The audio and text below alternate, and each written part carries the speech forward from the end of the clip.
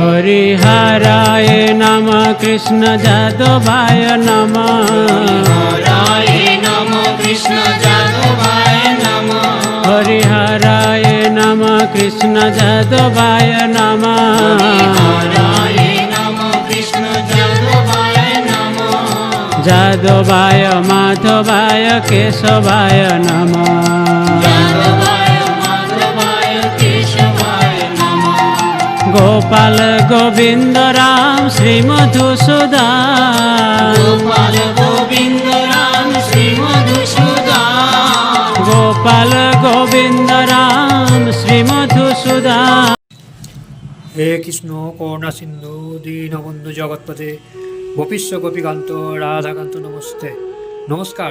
আজ আমি শ্রীমদ্ ভগবদ্গীতার ত্রয়োদশ অধ্যায় প্রকৃতি পুরুষ বিবেক যোগের 21 এবং 22 নম্বর শ্লোক আপনাদের পড়ে শোনাবো। গতকাল পর্যন্ত 20 নম্বর শ্লোক পড়ে শুনেছি। তার আগে আমার গীতা কথা চ্যানেলটি অতি অবশ্যই যেন লাইক শেয়ার এবং সাবস্ক্রাইব করবেন, কেউ স্কিপ করবেন না দয়া করে। আর ভালো লাগলে অতি অবশ্যই যেন লাইক করবেন, সে সঙ্গে শেয়ারও করবেন, সাবস্ক্রাইব করতে যেন ভুলবেন না। আর পাশে বেল আইকনটি টিপবেন, তাহলে আমি যতগুলো শ্লোক আপনারা পড়ে শুনছি সেগুলি শুনতে পাবেন। শুরু করছি 21 নম্বর শ্লোক। তার আগে বলেন রাধা রাধা, জয় শ্রীকৃষ্ণ। এই 21 এবং 22 নম্বর শ্লোকের মূল উদ্দেশ্য হচ্ছে ভগবান এখানে বলতেছেন যে প্রকৃতির সমস্ত কার্য এবং কারণে হেতু জীব এই জড়জগতের সমস্ত সুখ দুঃখের সময় উপলব্ধির কারণ। জীবের ভিন্ন ভিন্ন শরীর এবং ইন্দ্রিয়ের প্রকাশ হয় জড় প্রকৃতিভাবে 84 লক্ষ বিভিন্ন জনি আছে, তার মধ্যে প্রকৃতির সৃষ্টি। জীব এবং তার ইন্দ্রিয় সুখ বাসনার জন্য রকম ভেদে ভিন্ন ভিন্ন শরীর প্রাপ্ত হয়। তাহলে কি যে 84 লক্ষ জনির মধ্যে বিভিন্ন জীবের সৃষ্টি হয়, কারণ হচ্ছে তার বিভিন্ন জীব তার সুখ ভোগের জন্য বিভিন্ন রকম জনি প্রাপ্ত হয়। তাই বলছে। আর কি বলছে 22 নম্বর শ্লোকে বলছে জড়া প্রকৃতিতে অবস্থায় জীব প্রকৃতির গুণসমূহ ভোগ করে। প্রকৃতির গুণের এই সঙ্গ অবশ্যই তার সৎ এবং অসৎ জনিপ্রাপ্ত জনিসমূহে জন্ম হয়। জীব কীভাবে এক দেহ থেকে আরেক দেহ জন্মান্তর হয় তা বোঝার জন্য এই শ্লোকটি অত্যন্ত গুরুত্বপূর্ণ। তাহলে 21 এবং 22 নম্বর শ্লোক সংক্ষেপে বললাম। তার আগে বললাম রাধা রাধা, জয় শ্রীকৃষ্ণ। 21 নম্বর শ্লোকে এবার শুরু করছি শ্রীজির প্রভুপাদের গীতার গান। কার্য বা কারণ হয় প্রকৃতির দান, ভোগের কারণ সে পুরুষের হন। অনুবাদ: প্রকৃতির সমস্ত কার্য এবং কারণ হেতু জীবের এই জড়জগতের সমস্ত সুখ ও দুঃখের সময় উপলব্ধি কারণ। তাৎপর্যতে বিশ্লেষণ: জীবের ভিন্ন ভিন্ন শরীর এবং ইন্দ্রিয়ের প্রকাশ হয় জড় প্রকৃতিভাবে 84 লক্ষ বিভিন্ন জনি আছে, প্রজাতি আছে, তা প্রকৃতির সৃষ্টি। জীব তার ইন্দ্রিয় সুখ বাসনার সব রকম ভিন্ন ভিন্ন শরীর প্রাপ্ত হয়। ভিন্ন ভিন্ন শরীর সে ভিন্ন ভিন্ন রকমের সুখ দুঃখ অনুভব করে। তার দেহকে নিয়েই তার জ্বর এবং সুখ দুঃখ, এই অনুভূতিগুলি তার নিজের নয়, তার স্বরূপে সে নিত্য আনন্দময়, সে সম্বন্ধে কোনো সন্দেহ নাই। তাই সেটাই হচ্ছে তার স্বাভাবিক অবস্থা। কিন্তু জড়জগতের ওপর আধিপত্য করে বাসনার ফলে জীব জড়জগতের সমস্ত আবদ্ধ হয়ে পড়ে। চিত্তজগতে এই সমস্ত বন্ধনে কোনো প্রশ্ন ওঠে না। চিত্তজগৎ হচ্ছে চিরপবিত্র। জড়জগতের সকলেই তাদের দেহগত ইন্দ্রিয় সুখ উপভোগের জন্য সংগ্রাম করে চলেছে। এভাবে হয়তো অর্থটা হয়তো সরল হবে যে দেহটা হচ্ছে ইন্দ্রিয়ের প্রভাবের পরিণাম। ইন্দ্রিয়গুলি হচ্ছে কামনা বাসনা চরিতার্থ করার যন্ত্র।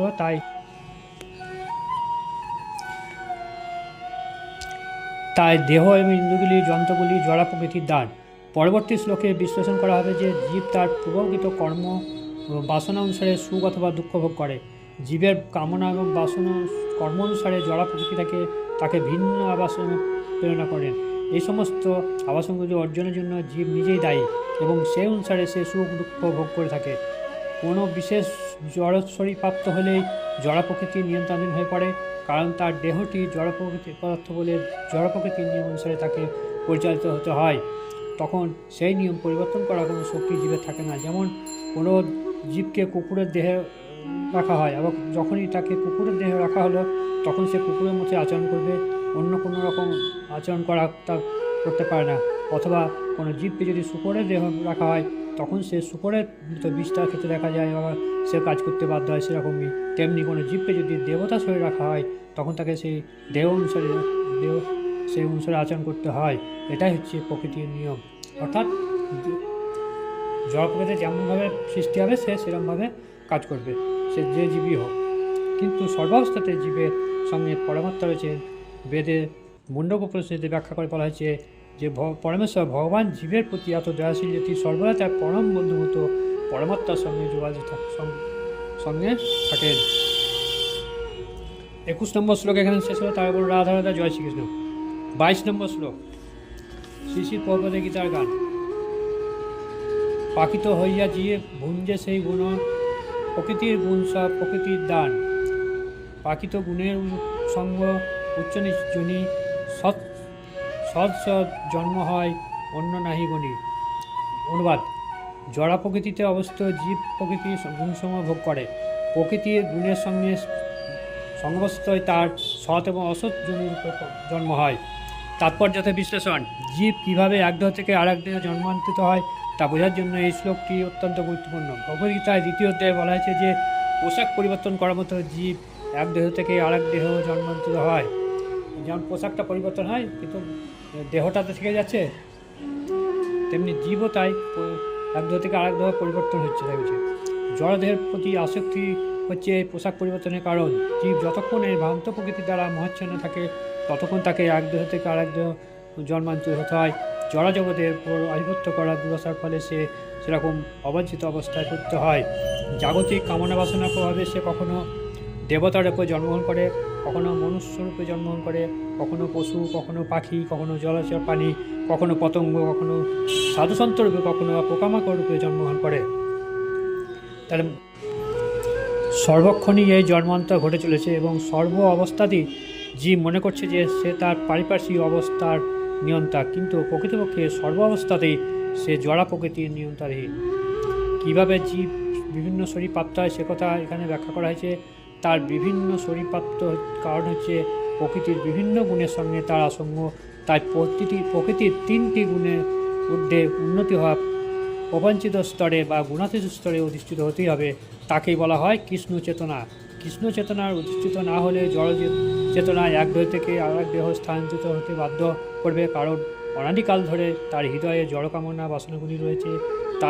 তাই তার এই চেতনার পরিবর্তন করতে হবে।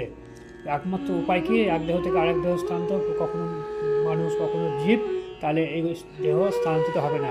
কৃষ্ণ চেতনা কৃষ্ণ ভাবান্তরিত হতে পারলে পরে তার দেহটা সে কৃষ্ণলোকে যাত্রা করবে। তাকে আর মনুষ্য রূপে আসতে হবে না। সেটাই বলতে চাইছে, মনুষ্য কোনো জীবজন্তু হোক এই অবস্থাটাকে ফিরে আসতে হবে না, সে জন্মান্তরিত হতে হবে না।